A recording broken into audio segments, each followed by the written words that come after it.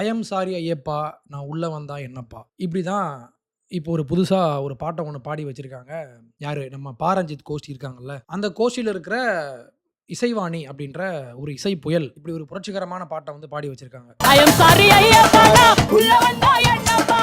சபரிமலை ஐயப்பன் கோயில்ல பெண்கள், அதாவது ஒரு குறிப்பிட்ட வயசு, அந்த வயசுக்கு உட்பட்ட பெண்கள் வந்து வரக்கூடாது. ஆண்களுக்கு மட்டும் தான் அனுமதி அப்படின்றது அங்க உள்ள ஒரு நம்பிக்கை. அங்க ஒரு குறிப்பிட்ட மக்களுக்கு ஒரு குறிப்பிட்ட கோயில்ல ஒரு ஐதீகம் இருக்கு. அத வந்து அவங்க ஃபாலோ பண்றாங்க. அங்க வந்து பெண்கள் வர வேண்டாம் அப்படின்றது ஒரு நம்பிக்கை சார்ந்த விஷயமாக அங்க இருக்கு. இப்போ இவர்கள் இந்த பாரஞ்சித் குரூப்புக்கு வந்து யாரையாவது நோண்டணும்ல, அவங்களுக்கு சும்மா இருக்க முடியாதுல்ல. இப்போ இவங்க என்ன பண்றாங்க? நான் உள்ள வந்தா என்ன? நான் வருவேன் அப்படின்னு சொல்லி ஒரு பாட்ட ஒண்ணு பாடி வச்சு, அவங்க வந்து தாடிக்காரன் பேத்தியாம். தாடிக்காரன்னா இந்த பெரியார் இருக்கார் இல்லையா? பெரியார் அப்படின்னு எல்லாராலும் அழைக்கப்படுகிற, நான் அவர பெரியார் அப்படின்னு கூப்பிடக்கூடாதுன்னு நெனைக்கிறேன். அந்த பெயருக்கு ஒரு தகுதியான ஆள் இல்லை அப்படின்றது தான் நான் நெனைக்கிறேன். அந்த நபர வந்து நானும் பெரியார்ன்னு தான் சொல்லியிருக்கேன். ஏன்னா, சரி எல்லாரும் பெரியார்ன்றாங்க, நம்மளும் பெரியாருன்னே போயிருவோம் அப்படின்னு நெனைச்சதெல்லாம் உண்மதான். ஆனா, கொஞ்சம் டீப்பரா போயி அந்த ஆள் பேசி வச்ச விஷயங்கள்லாம் நீங்க பார்த்தீங்கன்னா, அவர் வந்து அந்த பெயருக்கான ஒரு தகுதியான ஆள் இல்லை அப்படின்றத தான் நீங்களே வந்து முடிவுக்கு வருவீங்க. ஃபார் எக்ஸாம்பிள் நான் பேசியிருந்தேன் ஏற்கனவே. அதாவது கம்யூனிசம் பத்தி நான் ஒரு வீடியோ சீரிஸ் பண்றேன். ஒரு 10 வீடியோ பண்ணலான்ற மாரி ஒரு பிளான் இருக்கு. அப்ப நான் என்ன பண்ணேன்னா, பெரியார் கம்யூனிசம் பத்தி என்ன பேசியிருக்காரு? ஏற்கனவே இது வந்து நான் படிச்ச விஷயம் தான். ஒரு 4 வருஷத்துக்கு முன்னால அந்த ஒரு கட்டுரை ஒண்ணு இருக்கு. அவர் எழுதின ஒரு விஷயத்த வந்து நான் படிச்சிருக்கேன். அந்த கட்டுரைய வந்து நான் திருப்பி படிக்கிறதுக்கான சான்ஸ் எனக்கு கிடைச்சது. அத படிக்கும்போது இந்த பெரியார் அப்படின்னு சொல்லப்படுற இவர் வந்து ரொம்ப, அதாவது உண்மைக்கு மாறான பல விஷயங்கள வந்து பேசி வச்சிருக்காரு. கம்யூனிசம் அப்படின்றது வந்து ரொம்ப புரட்சிகரமானது. அது வந்து மனித குலத்தை வந்து உயர்த்தக்கூடியது அப்படின்லாம் பேசி வச்சிருக்காரு அந்த கட்டுரையில. அத படிச்சுட்டு இப்போ ஒரு 4 நாள் தான் இருக்கும். இப்ப தான் படிச்சேன். இந்த நபர வந்து நம்ம எதுக்கு பெரியார்ன்னு நம்ம ஏன் வந்து சொல்லணும்? அவர் பேரு வந்து ஈவேரா தானே. ஈவே ராமசாமி தானே அவரோட பேரு. அதே சொல்ருவோம் அப்படின்னு சொல்லி முடிவு பண்ணியிருக்கேன். இனிமே அவர் வந்து ஈவேரா தான் நானும் சொல்லுவேன். இப்போ இவங்க வந்து இந்த பாட்ட பாடி வச்சிருக்காங்க. இதுல என்ன பிரச்சனை அப்படின்னு நம்ம பார்க்கணும். இதுல வந்து ஒவ்வொருத்தர் வந்து ஒவ்வொரு மாதிரியான ஆங்கிள்ல வந்து இத பார்க்குறாங்க. ஃபார் எக்ஸாம்பிள் மாரிதாஸ் அண்ணன். அவர் என்ன சொல்லியிருக்காருன்னா, போலீஸ் வந்து இவங்கள கைது பண்ணணும். இவங்க வந்து ஒரு மதத்துக்கு எதிரா திட்டமிட்டு பேசுறாங்க. இன்னொரு பக்கம் பார்த்தீங்கன்னா, ஐயப்பன் கோயிலுக்கு போகிற அந்த பக்தர்கள் அவங்க என்ன பண்றாங்கன்னா, அவங்க ஒரு தனியா போய் ஒரு கேஸ் குடுக்குறாங்க. பட் எனக்கு வந்து இந்த கைது பண்றதெல்லாம் எனக்கு வந்து உடன்பாடு கிடையாது. ஏன்னா பேசுறதுக்கெல்லாம், அதாவது அவங்க ஒரு கருத்து சொல்றாங்க. அவங்களுடைய கருத்த ஒரு பாட்டா பாடுறாங்க. ஸோ இப்போ ஒருத்தவங்க பாட்டு பாடுறாங்க, இல்ல அவங்களுடைய கருத்த சொல்றாங்க அப்படின்றதுக்காக நம்ம வந்து அவங்கள அரெஸ்ட் பண்றது அப்படின்றது அது ரொம்ப ரொம்ப ஒரு தப்பான ஒரு விஷயம். அவங்களுடைய கருத்த அவங்க சொல்றாங்க. அதுல வந்து பல முட்டாள்தனமான பல விஷயங்கள் உண்டு. உங்கள் கருத்துல வந்து என்ன பிழை இருக்கு? அப்படின்றத நம்ம வந்து பேசணும் கண்டிப்பா. இப்ப நான் வந்து இத இன்னொரு ஆங்கிள்ல இருந்து அப்ரோச் பண்றேன். என்ன அப்படின்னா, ஒரு டிபிக்கல் லெஃப்டிஸ்ட். நான் ஒரு புரட்சி போராளி அப்படின்னு சொல்லிக்கிட்டு தன்னை ஒரு இடதுசாரியாக அடையாளப்படுத்துகிற ஒரு இடதுசாரி ஐடியாலஜி கொண்ட ஒருவர் எப்படி சிந்திப்பார்? அவங்கலாம் எப்படி இருப்பாங்க? அப்படின்றது நீங்க புரிஞ்சுக்கணும் அப்படின்னா, இது ஒரு கேஸ் ஸ்டடியா நம்ம வந்து எடுத்துக்கலாம். இப்ப நீங்க மாரிதாஸ் வீடியோ பார்த்தீங்கன்னா, அவர் பேசியிருப்பாரு. தமிழ்நாட்டுல ஐயப்பனுக்கு பல டெம்பிள்ஸ் உண்டு. அதுல எல்லாத்துலயுமே பெண்களுக்கு வந்து அனுமதி உண்டு. ஆனா சபரிமலை அங்க மட்டும் தான் அனுமதி கிடையாது. ஏன் அப்படின்னா, அங்க வந்து ஐயப்பன் அவர்கள் ஒரு பிரம்மச்சரியாக இருக்கிறார். அவர் வந்து ஒரு செலிபேட்டா இருக்காரு. அதாவது மேரேஜ் பண்ணிக்காத பெண்களை தன் அண்டை சேர்க்காத ஒரு பிரம்மச்சரி அப்படின்ற ஒரு பொசிஷன்ல அவர் அங்க வந்து இருக்காரு. அப்போ அப்படி இருக்கிற ஒரு கடவுளை பெண்கள் அப்ரோச் பண்ணக்கூடாது, பெண்கள் அங்க போகக்கூடாது அப்படின்றது ஒரு நம்பிக்கை. அதே மாதிரி தமிழ்நாட்டுல எத்தனையோ ஆயிரக்கணக்கான கோயில்கள் இருக்கு. தெருவுக்கு 4 கோயில் இருக்கு. ஆனா அந்த எல்லா கோயில்களுமே பெண்களுக்கு அனுமதி உண்டு. அப்போ எல்லா கோயில்களையும் பெண்கள் போறாங்க, பூஜை பண்றாங்க, சாமி கும்பிடுறாங்க, எல்லாம் இருக்கு. ஆனா ஒரு கோயில்ல மட்டும் அனுமதி கிடையாது. இது வந்து ஒரு மதம் சார்ந்த ஒரு நம்பிக்கை. இப்ப இவங்க என்ன பண்றாங்க, சும்மா இல்லாம இவங்களுக்கு சும்மா இருக்கவே முடியாது. யாரையாவது சொரியணும், யாரையாவது நோண்டணும் இவங்களுக்கு. வேணும்னே இப்போ இவங்களுடைய மைண்ட் செட் கொஞ்சம் வந்து யோசிச்சு பாருங்க. ஊர்ல வந்து அத்தன கோயில் இருக்கு. எல்லா கோயில்லயும் பெண்கள் போயிட்டு தான் இருக்காங்க. ஆனா வந்து ஏதாவது ஒரு இடத்துல மத நம்பிக்கை சார்ந்து, ஒரு ஐதீகம் சார்ந்து ஒரு விஷயத்த வந்து நீங்க தடை பண்ணீங்க அப்படின்னா, அதுக்கு பல காரணங்கள் இருக்கலாம். இவங்க என்ன பண்ணுவாங்க, இல்ல இல்ல நான் வந்து உள்ள வந்து நுழைஞ்சு வருவேன் அப்படின்னு சொல்லி வேணும்னே வந்து வம்பு இழுக்கிறது. இந்த குரூப்புக்கு வந்து சும்மா இருக்க முடியாது. அதுதான் நம்பர் 1. நான் வந்து இது ஒரு கேஸ் ஸ்டடி அப்படின்னு சொல்லியிருந்தேன். அதாவது ஒரு லெஃப்டிஸ்ட் வந்து எப்படி இருப்பாங்க அப்படின்னா, அவங்களுடைய முதல் குணம் என்ன அப்படின்னா, அவங்களுக்கு வந்து சும்மா இருக்க முடியாது. ஏதாவது போராடுறதுக்கான ஏதாவது ஒரு காரணம் வேணும் அவங்களுக்கு. அநீதி நடக்குது, இன்ஜஸ்டிஸ் நடக்குது அப்படின்னு சொல்லி இல்லாத பிரச்சனைய வந்து இவங்க ஊதுவாங்க. ஆனா உண்மைய பார்த்தீங்கன்னா, அங்க எந்த பிரச்சனையும் இருக்காது. ஆனா இவங்க என்ன பண்ணுவாங்கன்னா, சாதாரணமான ஒரு விஷயத்த அது அநீதி அப்படின்னு சொல்லி அதுக்கு ஒரு லேபிள் ஒட்டி, நாங்கலாம் போராடுறோம் பாருங்க அப்படின்னு சொல்லி ஒரு பிரச்சனைய வந்து தூண்டி விடுறது. இத பத்தி இன்னும் கொஞ்சம் டீப்பரா போனோம் அப்படின்னா, ஜான் மெக்கார்தர் அப்படின்ற ஒரு பாஸ்டர் இருக்காரு. இவரும் பென் ஷப்பீரோ அப்படின்ற ஒரு பொலிட்டிக்கல் கமெண்டேட்டர். அவங்க வந்து ஒரு இன்டர்வியூ ஒண்ணு பேசியிருப்பாங்க 2 பேரும். அந்த வீடியோவோட டைட்டில் வந்து the religious decline of the West. அதாவது மேற்கத்திய நாடுகள்ல மத நம்பிக்கை வந்து ஏன் குறைஞ்சுகிட்டே இருக்கு அப்படின்னு பேசியிருப்பாங்க. அதுல வந்து இன்னொரு விஷயம் என்னன்னா, அதுல வந்து தம்ப்நெயில் பார்த்தீங்கன்னா, ancient truths versus okay religion அப்படின்றது தான் டைட்டில். இத தான் வந்து நானும் பேசியிருப்பேன். என்னன்னா, மதம் குறைய குறைய, மத நம்பிக்கை வந்து குறைய குறைய, கடவுள விட்டு நம்ம தூரமா போக போக, அப்பதான் வந்து எல்ஜிபிடி நல்லா மேல வராங்க. அப்பதான் பார்த்தீங்கன்னா, ஆண்கள்லாம் பெண்ணா மாறலாம் அப்படின்ற மாரி, அப்படி ஒரு குரூப் வந்து மேல வருது.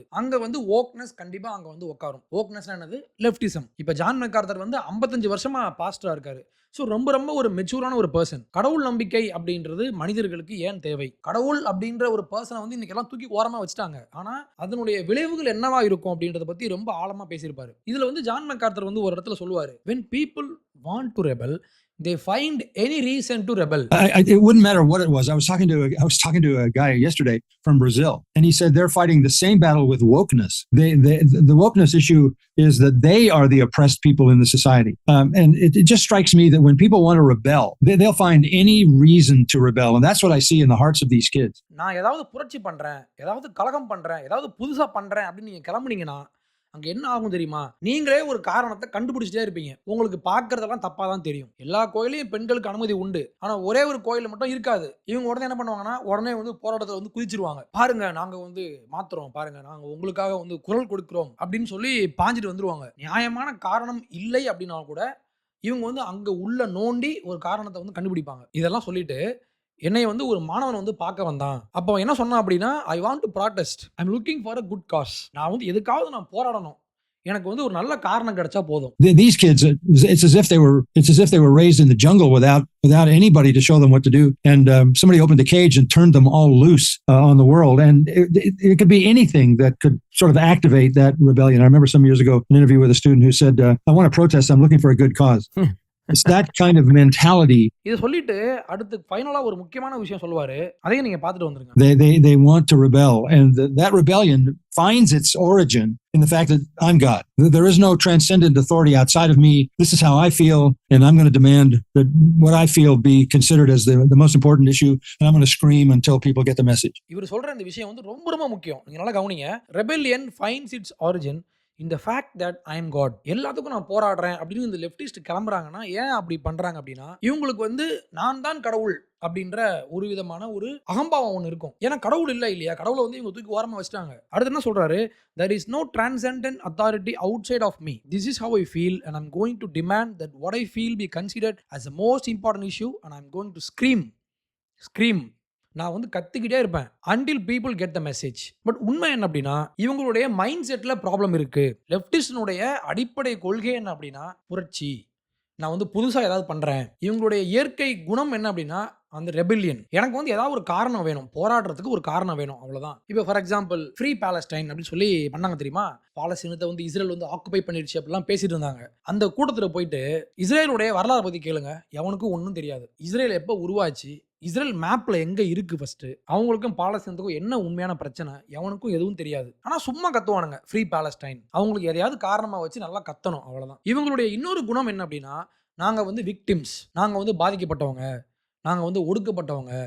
நாங்க வந்து நசுக்கப்பட்டவங்கன்னு தொடர்ந்து பேசிட்டே இருப்பாங்க. சாதாரணமா எங்கேயாவது ஒரு பிரச்சனை நடந்தா கூட, நாங்க வந்து ஒடுக்கப்பட்டவர்கள் அப்படின்ற அந்த கதையை வந்து உள்ள கொண்டு வந்து சொருகுவாங்க. இத பத்தி பேசுறப்போ கிறிஸ் ராக் அப்படின்ற ஒரு கமெடியன் இருக்காரு. அவரை நீங்க பார்த்திருக்கலாம். வில் ஸ்மித்துக்கும் அவருக்கும் ஒரு பிரச்சனை வந்துச்சு. வில் ஸ்மித் வந்து அந்த ஆஸ்கார் அவார்டு கொடுக்குற ஃபங்க்ஷன்ல வந்து இவர் அடிச்சார் இல்லையா? அந்த அடி வாங்கினார்ல, அவர் தான் கிறிஸ் ராக். இதுல கிறிஸ் வந்து செலக்டிவ் அவுட்ரேஜ் அப்படின்ற பேர்ல ஒரு காமெடி ஷோ ஒன்னு பண்ணியிருப்பாரு. இதுல இவர் என்ன பேசியிருப்பாருன்னா, நம்மளுடைய பெரிய பிரச்சனையே attention seeking. We are addicted to attention அப்படின்னு சொல்லுவாரு. லெஃப்டிஸ்ட் இருக்காங்கல்ல, அவங்கள தான் போட்டு நல்லா அடிச்சிருப்பாரு. இப்போ இவர் என்ன சொல்றாரு, இந்த அட்டென்ஷன், இந்த கவனத்தை வந்து நம்ம ஈர்க்கிறதுக்கு 4 ஈஸியான வழிகள் உண்டு. இதுல ஃபர்ஸ்ட் வந்து என்ன அப்படின்னா, ஷோ யோர் ஆஸ், அதாவது ஆபாசம்.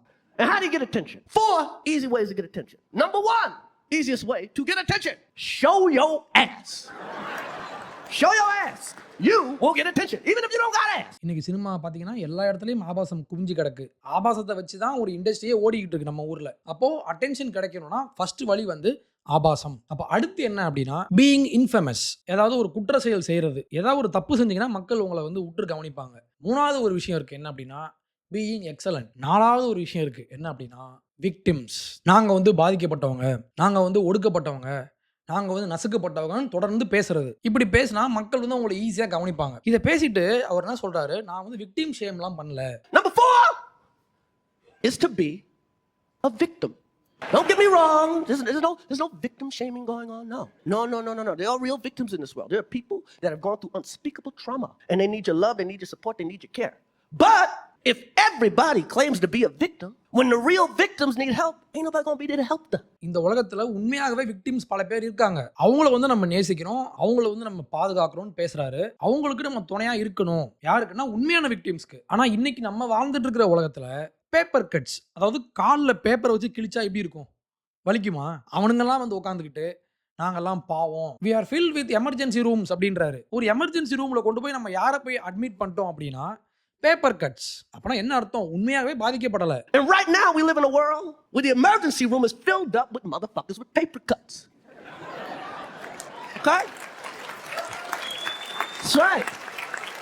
Everybody trying to be a victim. தொட்டதுக்கெல்லாம் நாங்க பாதிக்கப்பட்டவங்க, நாங்க விக்டிம்ஸ் அப்படின்னு பேசிட்டு இருக்கிற ஒரு ஃபேக், ஒரு பொய்யான ஒரு குரூப்னால தான் இந்த உலகம் நிறைஞ்சிருக்கு அப்படின்றது கிறிஸ் ராக்கினுடைய சூப்பரான ஒரு கருத்து. ஸோ இவங்க என்ன பண்றாங்க, இந்த இசைவாணி மாதிரி நாட்கள் இப்போ என்ன பண்றாங்கன்னா, ஒரு பிரச்சனையே அங்க வந்து இருக்காது. கோயிலுக்குள்ள எல்லா கோயிலையும் மக்களுக்கு அனுமதி உண்டு, பெண்களுக்கு அனுமதி உண்டு.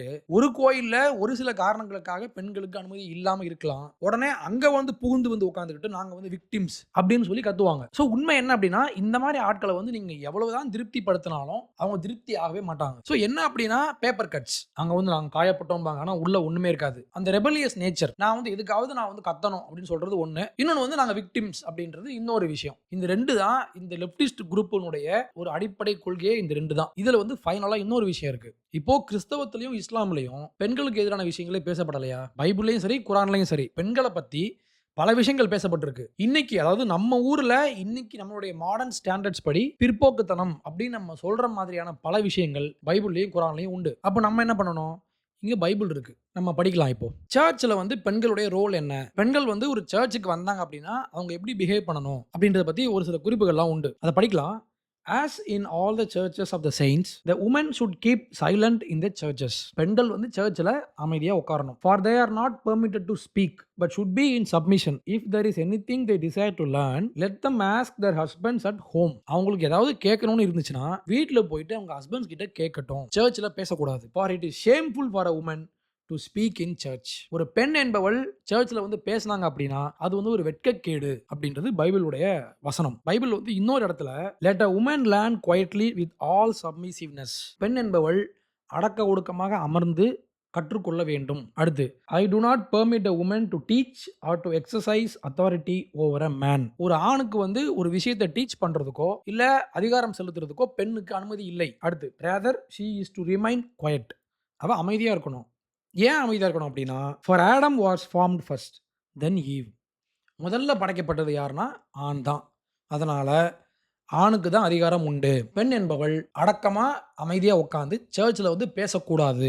உனக்கு ஏதாவது கேட்கணும்னு தோணுச்சுன்னா வீட்டில் போய் கேளு அப்படின்றது தான் பைபிளினுடைய கருத்து. இப்போ பைபிள் இப்படி பேசிருச்சு அப்படின்னா நம்ம உடனே வந்து பைபிள் பாருங்க ரொம்ப பிற்போக்குத்தனமானது நம்ம வந்து பேச முடியாது. ஏன்னா 2000 இயர்ஸ்க்கு முன்னால எழுதப்பட்ட ஒரு புத்தகம் இது. அப்போ 2000 வருஷத்துக்கு முன்னால அவங்க வந்து ஒரு பேட்ரியார்கல் சொசைட்டி, ஆண்களை மையப்படுத்தி இருந்த ஒரு சொசைட்டி அது. அப்போ அப்படி ஒரு சமூகத்தில் எழுதப்பட்ட புத்தகம் தான் பைபிள். அப்போ அவங்க வந்து அப்படிதான் எழுதியிருப்பாங்க. இப்போ நம்ம வந்து 2000 இயர்ஸ்க்கு அப்புறம் இங்க வந்து உட்காந்துக்கிட்டு பாருங்க பைபிள் வந்து ரொம்ப தப்பா இருக்கு, பைபிள் வந்து பெண்களை வந்து ஆதிக்கம் பண்ணுது அப்படின்னு நம்ம இன்னைக்கு பேச முடியாது. நம்மளுடைய சொசைட்டின்றது இன்னைக்கு நம்ம கொஞ்சம் மாறிட்டோம். இன்னைக்கு நம்ம ஊர்ல இருக்கிற பெண்களை வந்து சர்ச்சில் போயிட்டு நீ அமைதியாருன்னா போடான்ட்டு போயிடுவாங்க. அப்படிதானே? ஆனா அந்த காலகட்டத்தில் அவங்களுக்கு அதுதான் சரி. ஏன்னா இது வந்து அவங்களுடைய உலகம் இது. அப்ப இன்னைக்கு நம்ம என்ன பண்ணணும் அப்படின்னா, இதுக்கு ஒரு வரலாற்று கான்டெக்ஸ்ட் இருக்கு. அவங்களுடைய உலகத்தில் அவங்களுக்கு இதுதான் சரி. இப்போ இன்னைக்கு நம்ம வந்து கொஞ்சம் மேலே வந்துட்டோம். மேலே மீன்ஸ் கொஞ்சம் ப்ராக்ரஸ் அப்படின்னு நம்ம பேசுறோம். பட் நான் அதை அப்படி எடுத்துக்கல. ப்ராக்ரஸ் மாடர்ன் அப்படின்னா அது பாசிட்டிவ் அப்படி நான் சொல்லலை. இது வந்து சரி தப்புன்றதுக்கே நான் போகலை. நான் சொல்ல வர்றது அவங்களுடைய உலகத்தில் இது சரி. ஆனால் இன்னைக்கு நீங்க பாத்தீங்கன்னா நிறைய சர்ச்சில் பெண்கள் தான் வந்து பிரீச்சரா இருக்காங்க. அவங்க தான் முன்னால இருந்து லீட் பண்றாங்க. அப்போ நீங்க என்ன பண்ணணும் அப்படின்னா, இந்த புத்தகத்தில் பேசப்பட்டிருக்கிற ஒரு சில விஷயங்கள் பிற்போக்குத்தனமா தான் இருக்கு. உங்களுடைய ஸ்டாண்டர்ட் படி, அந்த ஸ்டாண்டர்ட் படி இது வந்து பிற்போக்குத்தனமாக உங்களுக்கு தெரியலாம். ஆனா நீங்க இதை பத்தி இன்னைக்கு பாட்டு பாட வேண்டியதானே? பாட மாட்டீங்க, நீங்க பண்ண மாட்டீங்க. ஏன் தெரியுமா? இவங்கெல்லாம் கிறிஸ்டியன்ஸ் அப்படின்றதுனால. அடுத்து நான் இஸ்லாமுக்கு வரேன்.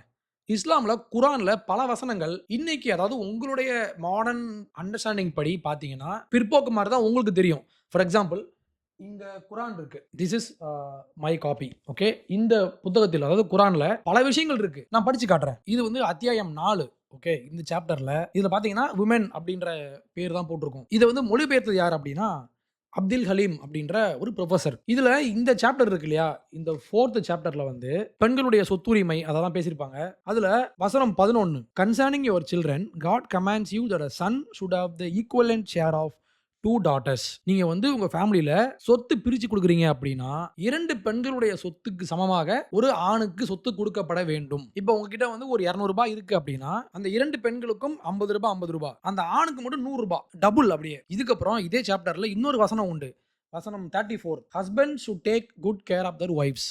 ஓகேவா? அடுத்து if you fear high handedness. இந்த ஹை ஹேண்டட்னஸ் அப்படின்ற வார்த்தைக்கு வந்து அவர் ஒரு நோட்ஸ் கொடுத்திருக்காரு. இந்த verb நஷாஸா, அதாவது இந்த வார்த்தையினுடைய அரபிக் டேர்ம், அதனுடைய அர்த்தம் என்ன அப்படின்னா to become high, to rice. அதாவது பெண்கள் வந்து if you fear high handedness, அதாவது உங்க பெண்கள் வந்து உங்க வைஃப் வந்து கொஞ்சம் மேல வந்தாங்க அப்படின்னா, கொஞ்சம் உங்களை டாமினேட் பண்ற மாதிரி மேல வந்தாங்க அப்படின்னா, remind them of the teachings of God, then ignore them in bed, then hit them. ஆண்கள் என்ன பண்ணணும்? பெட்ல வந்து அவங்கள இக்னோர் பண்ணுங்க. உங்களுடைய படுக்கை அறையில் அவங்கள சேர்க்காதீங்க. யார? உங்க சொந்த ஒய்ஃபை. நெக்ஸ்ட் வந்து என்னது? அவங்கள அடிக்கலாம். இந்த ஹிட் தம் அப்படின்ற வார்த்தைக்கு வந்து இன்னொரு நோட்ஸ் கொடுத்திருக்காரு. This signifies a single slab. ஒரு அடி தான், போட்டு பொளக்க சொல்லல, ஆனா அடிக்கலாம் அப்படின்றதுக்கு வந்து குரான்ல வந்து அனுமதி உண்டு. உங்களுடைய ஒய்ஃப் வந்து உங்களுக்கு மேல வந்தாங்கன்னா, உங்களை டாமினேட் பண்ற மாதிரி வந்தாங்கன்னா பெட்ரூம்ல அவங்கள சேர்க்காதீங்க, அவங்க கூட செக்ஸ் வச்சுக்காதீங்க. அடுத்து என்ன பண்ணுங்க? அவங்கள அடிக்கலாம் நீங்க. இது வந்து குரான் வந்து ஆண்களுக்கு அனுமதி கொடுக்குது. இப்போ நீங்கலாம் சேர்ந்து வந்து இந்த கும்பல்லாம் சேர்ந்து வந்து நீங்கலாம் இதை வச்சு ஒரு பாட்டு பாடுங்களேன் பார்ப்போம். பாட மாட்டாங்க, பாடவே மாட்டாங்க. அவங்க வாய் இருக்குல்ல, வாய் நல்லா அடைச்சுக்கும், சூப்பரா நல்லா பொத்திப்பாங்க வாயெல்லாம். ஸோ இங்க பிரச்சனை என்ன அப்படின்னா, இந்த மதம் இருக்கு இல்லையா, இஸ்லாமும் சரி கிறிஸ்தவமும் சரி, அவங்களுடைய காலகட்டத்தில் பெண்கள் அப்படின்றவங்கள வந்து ஒரு ஓரமா தான் வச்சிருந்திருக்காங்க. ஸோ இன்னைக்கு வந்து நம்ம மாடர்னா மாறிட்டோம் அப்படின்றதுனாலயே இதெல்லாம் தப்பு அப்படின்னு நான் பேச வரல. அது என்னுடைய நோக்கமே கிடையாது. இஸ்லாமோ கிறிஸ்தவமோ தவறு அப்படின்னு நான் பேசவே வரல. ஏன் அப்படின்னா அவங்களுடைய உலகத்துல அவங்களுடைய காலகட்டத்தில் இது வந்து நியாயம். அதுக்கு வந்து பல காரணங்கள் இருக்கலாம். ஸோ மதங்கள் வந்து அதனுடைய காலகட்டத்தில் அதனுடைய போக்கு வந்து இன்னைக்கு மாறிடுச்சு அப்படின்னாலும் அதனுடைய ஒரிஜினல் வெர்ஷன்ல வந்து அப்படிதான் போட்டிருக்காங்க. ஓகே, நம்மளுடைய மாடர்ன் மைண்டுக்கு வந்து இது தப்பா தான் தெரியும். ஆனா நான் என்ன சொல்றேன், இது தப்பு கிடையாதுன்னு நான் சொல்றேன். பைபிளோ குரானோ இல்ல ஐயப்பனை வணங்குகிற அந்த முறையோ சரி, அதெல்லாம் பிற்போக்குத்தனம் அப்படின்னு நான் பேச மாட்டேன். ஏன்னா மதத்தின் அடிப்படையில் அவங்களுக்கு அது சரி. ஆனா நீங்க இருக்கீங்க தெரியுமா, இது லெப்டிஸ்ட் கூட்டம். இப்போ நீங்க என்ன பண்ணணும், நியாயமா நீங்க என்ன பண்ணணும் அப்படின்னா 3 மதத்துக்கும் சேர்ந்து நீங்க பேசணும். ஆனா பேசுவீங்களா? பேச மாட்டீங்க. அதே மாதிரி இப்ப கேத்தலிக்ஸ்ல வந்து போப் இருக்காங்க. போப் வந்து யாருன்னா எப்பவுமே ஒரு ஆண் தான் இருப்பாரு. ஏன் அங்க ஆண்கள் மட்டும் தான் இருக்காங்க அப்படின்னா கேத்தலிக்ஸ்க்கு வந்து ஒரு நம்பிக்கை உண்டு. இப்ப போப் அப்படின்ற அந்த விஷயம் வந்து எங்க ஆரம்பிச்சிச்சு அப்படின்னா, பீட்டர் அப்படின்ற ஒரு ஜீசஸ் கூட இருந்த அவருடைய சீஷர், அவர் தான் ஃபர்ஸ்ட் போப் அப்படின்றது கேத்தலிக்ஸ்னுடைய நம்பிக்கை. அவங்க நம்புறாங்க அதை. அப்ப அவங்க என்ன சொல்றாங்கன்னா, முதல் போப் இருக்கார்ல பீட்டர் அப்படின்ற ஒரு ஆண், அதனாலதான் வர்ற எல்லா போப்புமே ஆண்கள் தான் அப்படின்றது அவங்களுடைய ஒரு நம்பிக்கை. அவங்களோட சர்ச்ல அவங்களுக்குன்னு ஒரு லா வச்சிருக்காங்க. அதே மாதிரிதான் ஐயப்பன் கோயிலையும் இந்த ஒரு கோயிலுக்கு மட்டும் பெண்கள் வேண்டாம் அப்படின்றது ஒரு சட்டம். உங்களுக்கு ஏன் இடிக்குது இதுல? இவங்க வந்து கிறிஸ்தவத்துக்கும் இஸ்லாமுக்கும் எதிராக ஏன் பேச மாட்டாங்க அப்படின்னா, இஸ்லாமியர்களையும் கிறிஸ்தவர்களையும் இவங்க வந்து மைனாரிட்டி அப்படின்ற ஒரு குரூப்ல போட்டு அடைச்சாச்சு. ஒருத்தங்க நம்பர்ல கம்மினா அவங்க வந்து பாவம், நம்ம வந்து அவங்களுக்கு தான் பேசணும் அப்படின்றதான் இந்த லெப்டிஸ்டினுடைய ஒரு இன்னொரு குணம். பைபிள்ல வந்து பெண்களுக்கு எதிராக, அதாவது உங்களுடைய புரிதல் படி பெண்களுக்கு எதிராக பேசப்படுற மாதிரியான கருத்துக்கள் உண்டு. அதை வந்து ஏற்கிறதும் ஏற்காம போறதும் அவங்களுடைய விருப்பம். அதே மாதிரிதான் குரான்லயும் இப்படி பேசியிருக்காங்க. இப்ப நம்ம ஊர்ல இருக்கிற இஸ்லாமிய பெரியவர்கள் அவங்க இதை முடிவு பண்ணிப்பாங்க. இந்த வேர்ஸை வந்து ஃபாலோ பண்ணணுமா வேணாமான்னு அவங்க முடிவு பண்ணிப்பாங்க. இது வந்து அவங்களுடைய உள் விவகாரம். இதுல வந்து லெப்டிஸ்டுக்கு என்ன வேலைன்னா ஒரு வேலையும் கிடையாது. நீ ஏன் உள்ள வர? அதே மாதிரிதான் ஐயப்பன் கோயிலையும் ஐயப்பன் சாமி ஒரு பிரம்மச்சாரி அப்படின்னு சொல்லி அவங்க நம்புறாங்க. அதனால அவங்க ஒரு ரூல் போட்டிருக்காங்க. அதை மாத்தணுமா வேணாமா அப்படின்றது அந்த மதத்தினுடைய ஒரு பிரச்சனை. அவங்க பார்த்துப்பாங்க. இப்ப பாரஞ்சித் இருக்கார் இல்லையா, அவர் என்ன பண்றாரு? அவர் வந்து புத்தரை ஃபாலோ பண்றாரு. அவருக்கு இங்க என்ன வேலை? பாரஞ்சித்தும் சரி, அவரை ஃபாலோ பண்ற அந்த கூட்டமும் சரி, அவங்க வந்து இந்து மதத்தை வந்து ஓரம் கட்டியாச்சு, கிறிஸ்தவத்தை ஓரம் கட்டியாச்சு, இஸ்லாம ஓரம் கட்டியாச்சு. நீங்க வந்து புத்த மதத்துக்கு போயிட்டீங்க. அப்ப அங்க இருந்துகிட்டு இந்த மதத்தினுடைய உள் விவகாரம், அதை ஃபாலோ பண்றதும் ஃபாலோ பண்ணாதும் அவங்களுடைய விருப்பம். அப்போ இவங்களுடைய நோக்கம் வந்து பெண்களுக்கான உரிமையை வாங்கி தரது கிடையாது. இவங்க நோக்கம் வந்து நான் சொன்னதுதான். ஃபர்ஸ்ட் வந்து என்னது, யாராவது பிடிச்சி வம்புழுக்கணும். அடுத்து என்ன பண்ணணும், நாங்க வந்து விக்டிம்ஸ் அப்படின்னு சொல்லி ஒப்பாரி வைக்கணும். அடுத்து பாத்தீங்கன்னா நாங்களாம் மைனாரிட்டிஸ் அப்படின்னு சொல்லி ஒரு பிராண்ட் பண்ணணும். அடுத்து வந்து அட்டென்ஷன் சீக்கிங். இந்த 4 விஷயம் தான் இவங்களுடைய வேலையை. இவங்களுடைய நோக்கம் வந்து பெண்களுக்கானதே கிடையாது. இவங்க வந்து கம்ப்ளீட்லி ஒரு வோக் மாப், அவ்வளவுதான். ஒரு இடதுசாரி கொள்கையை மண்டையில் ஏற்றிக்கொண்ட ஒரு வோக் குரூப். சோ இந்த ஒரு கேஸை வச்சு மட்டுமே நீங்க வந்து ஒரு இடதுசாரி எப்படி யோசிப்பாங்க நீங்க ஈஸியா புரிஞ்சுக்கலாம். இது ஒரு கேஸ் ஸ்டடி, அவ்வளவுதான். இதுல வந்து இவங்களுடைய பாட்டு பாடினாங்க உடனே அவங்களை அரெஸ்ட் பண்ணுங்க அப்பெல்லாம் நான் பேச மாட்டேன். எல்லாரும் அவங்களுடைய கருத்தை வந்து பேசட்டும். அதுக்கு மாற்று கருத்தை வந்து நான் வைக்கிறேன். மக்கள் முடிவு பண்ணிக்கிட்டோம்.